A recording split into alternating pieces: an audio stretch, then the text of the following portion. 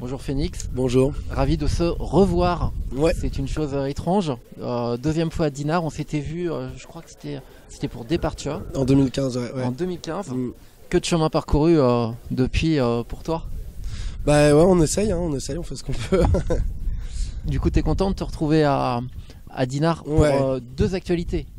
T'es jury, mais aussi pour Little Joe. Ouais, c'est ça. Et ouais, je suis très très content de revenir à Dinard. Bah, j'avais adoré la première fois quand on s'était croisés déjà. Et je trouve ça trop bien de revenir. Je trouve ça trop cool. Ouais. En plus d'être jury court-métrage, c'est la première fois que je suis jury de ma vie. Ouais. Donc c'est cool. Je découvre l'envers du décor. D'accord. Et il y a une bonne ambiance dans le jury, j'imagine. Super. Trop bien. Et t'as une interaction avec le jury long métrage ou pas? Ou vous êtes séparés Non, en fait, on a des interactions plutôt de cohabitation, si je puis dire, mais ouais, parce qu'on est dans le même hôtel et qu'il y a des fêtes communes. Et ouais, on s'est parlé. Moi, j'avais croisé déjà Sandrine Bonner à Cabourg il y a quelques mois. Il y a 1 mois, je pense, 2 mois. Et du coup, c'était marrant de se revoir ici, parce qu'elle était aussi présidente du jury à Cabourg. Et voilà, l'interview qu'on avait faite ensemble à l'époque, elle marche du tonnerre en fait. T'es une icône en Angleterre en fait. Ah non, je sais pas. On a plein de remarques. Ah bon, c'est vrai? Ah oui, oui. Bah trop cool, je suis très content de l'apprendre. Alors je crois que le film a beaucoup plu, d'ailleurs t'as vu une récompense. Enfin, ouais. Toute l'équipe du film avait une récompense. Et ça a été le film vraiment déclic pour toi, parce qu'à l'époque tu tournais des courts-métrages. Ouais. T'as continué de faire des courts-métrages, mais Departure ça a été vraiment le point de départ, on va dire, de ta carrière. Ouais, en fait, ça m'a ouvert une porte anglaise, en fait, ce qui du coup n'avait pas lieu d'être avant. Et maintenant, c'est quelque chose où du coup j'ai un peu plus de raison de passer des castings en Angleterre, et c'est cool, ouais. Et du coup, ta rencontre avec Jessica Hausner pour Little Joe, elle est un peu liée à... Elle avait vu Departure, par exemple? Non, alors ça c'est encore une autre chose, c'est assez rigolo. En fait, mon premier film pour lequel j'ai été casté en casting sauvage, qui s'appelle La Lisière, avec Melville Poupeau, elle était réalisatrice de ce film-là. Et du coup, Géraldine Bajard, c'est cette personne-là, la réalisatrice, était co-scénariste de Little Joe. D'accord. Ce qui a fait que elle m'a proposé à un moment du casting à Jessica. Et on a eu un rendez-vous avec Jessica, je lui avais envoyé des petites scènes enregistrées chez moi.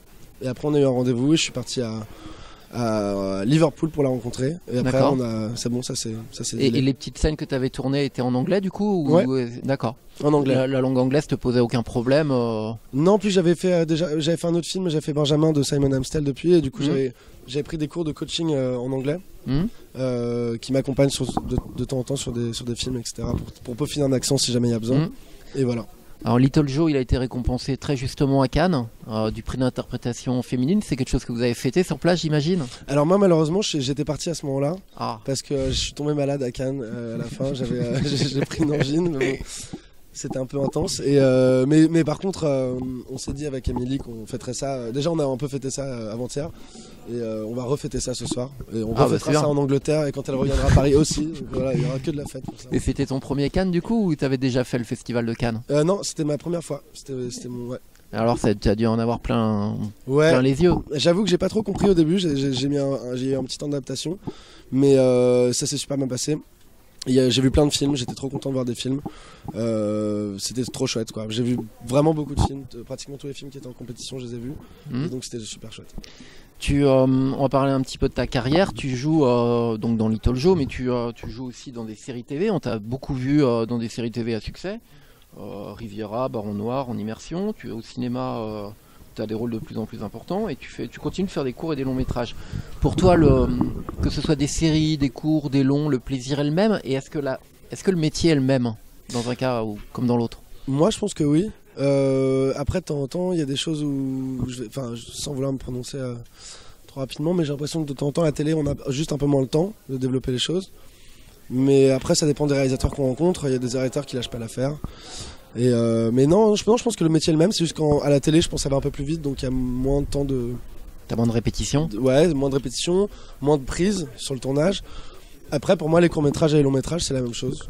C'est vraiment le même enjeu quoi. Voilà, et là tu te retrouves jury de court-métrage. Comment tu te définirais en tant que spectateur? En tant que spectateur, je regarde beaucoup de films chez moi, donc je vais pas dire cinéphile parce que je pense qu'il y a des gens beaucoup plus cinéphiles que moi, mais je regarde beaucoup de films, en tout cas j'aime bien les films. Et je pense que j'ai un avis qui est propre à moi, j'ai mes goûts, je défends mes goûts, je suis pas... Alors quels sont tes films de chevet alors? Mes films de chevet, alors il y en a pas mal. Ça commence avec les films d'Elia Kazan, beaucoup. Après il y a des films des années 70 français que j'adore, dont Les Valseuses, dont quelques Bliés aussi, voilà. Après, moi, j'ai vraiment beaucoup de films de chevet. Je pense que c'est difficile de résumer, bien sûr. Mais voilà, ça a commencé par là en tout cas. Ouais, si tu les cites, c'est qu'ils viennent immédiatement. Ouais, ils viennent, c'est vrai, complètement.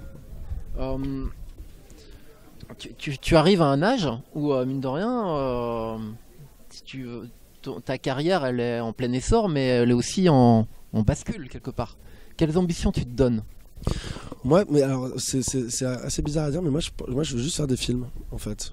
Je veux en faire un maximum et des projets qui me plaisent. Et je veux essayer de toujours pouvoir faire des films bien et qui me plaisent. Voilà, donc il faut que tu aies un coup de cœur. Ouais, voilà, c'est ça. Il faut que j'ai un coup de cœur et souvent, en fait, le coup de cœur arrive des deux côtés. C'est quand on rencontre un réalisateur et qu'il y a une évidence qui se passe entre moi et le réalisateur, c'est comme ça que ça se passe. Alors on va parler d'un très court métrage, le très court métrage de Paul Marquez du Arte, la bande-annonce du festival. Qu'est-ce que tu peux nous en raconter? Alors que déjà le tournage était super, que les rencontres étaient superbes aussi. Paul est super doué, il est jeune et anormalement mature, je trouve, pour son âge. Et non, plein de bonnes rencontres, l'équipe était super cool. J'avais déjà travaillé avec le chef déco qui s'appelle Erwan, le Floc, qui est breton aussi. Et non, c'était vraiment chouette, c'était super. Et j'ai appris à danser une choré que je fais. Je suis pas un pro, mais bon, j'ai essayé en tout cas. Et c'est marrant, il fallait que je chante et tout, il fallait qu'on chante, c'était trop rigolo. Ouais. Et ça t'a pas fait peur, ça, de chanter? Non, ça allait parce que je chantais. En fait, j'ai un groupe à Paris. Qui maintenant on joue plus trop, mais à l'époque je chantonnais, donc ça allait. Je me disais au pire je chanterais faux, mais il mettra un autotune et ça passera. Ouais, c'était rigolo de t'entendre chanter en anglais aussi. Il y a quelque chose il y a une passerelle quelque part. Ouais, c'est ça, c'était le clin d'œil que je pense qu'a voulu faire Paul. Je pense que ça le faisait rigoler de me faire jouer en anglais, sachant que j'ai joué dans des films anglais. Enfin, il y avait une sorte de petit clin d'œil, quoi. Et puis dernière question assez classique, quels sont tes prochains projets dont tu peux nous parler? Alors les prochains déjà qui vont sortir, il y a L'Aventure Atomique de Loïc Barchet, avec qui j'avais déjà fait un court métrage, avec Swan Arlo toujours, il nous a repris tous les deux dans son film, Olivier Rabourdin et d'autres acteurs, Mathieu Lucci, Lies Kadri, Clément Bertani et Augustin Raguenet, et que des bonnes têtes. Et c'est un court métrage aussi, assez long, je crois qu'il va faire à peu près 25 minutes. Et c'est sur des essais nucléaires en Algérie dans les années 60. Et une équipe de scientifiques qui vont au point zéro, là où la bombe a explosé, pour récolter des données. Mais un événement va se passer, quelque chose que je ne vous dirai pas, et qui va embêter leur petit périple. Voilà. Et des longs métrages peut-être? Alors en ce moment je suis sur un projet de long métrage, mais le problème c'est que je préfère pas trop en parler parce qu'ils n'ont pas encore l'argent. Ah, c'est le film de Samy Bouajila. Non, c'est pas celui-là. Ou alors je sais pas encore, peut-être, j'espère. Non, mais du coup, ils sont encore en recherche de financement. C'est une réalisatrice tchèque, mais qui travaille aux États-Unis. Voilà. Ok. Et merci beaucoup. Merci à vous.